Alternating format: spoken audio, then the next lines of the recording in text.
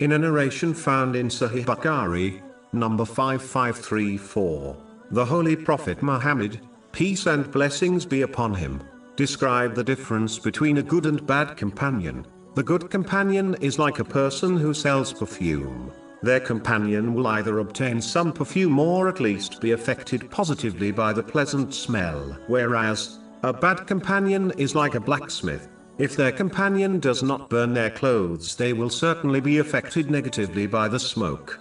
Muslims must understand that the people they accompany will have an effect on them, whether this effect is positive or negative, obvious or subtle.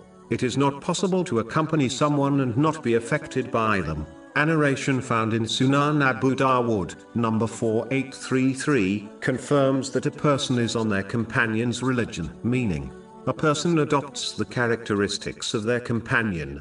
It is therefore important for Muslims to always accompany their righteous, as they will undoubtedly affect them in a positive way, meaning, they will inspire them to obey Allah, the Exalted, by fulfilling His commands, refraining from His prohibitions, and by facing destiny with patience according to the traditions of the Holy Prophet Muhammad, peace and blessings be upon him. Whereas, bad companions will either inspire one to disobey Allah, the Exalted, or they will encourage a Muslim to concentrate on the material world over practically preparing for the hereafter, meaning, they will hinder them from using the blessings they have been granted in ways pleasing to Allah, the Exalted. This attitude will become a great regret for them in both worlds, even if the things they strive for are lawful but beyond their needs, as using the blessings one has been granted in vain or sinful ways is the root of forgetting Allah, the Exalted. Chapter 20 Taha, verse 124.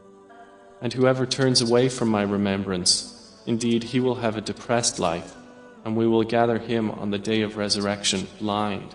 Finally, as a person will end up with those they love in the hereafter, according to the narration found in Sahih Bukhari, number 3688.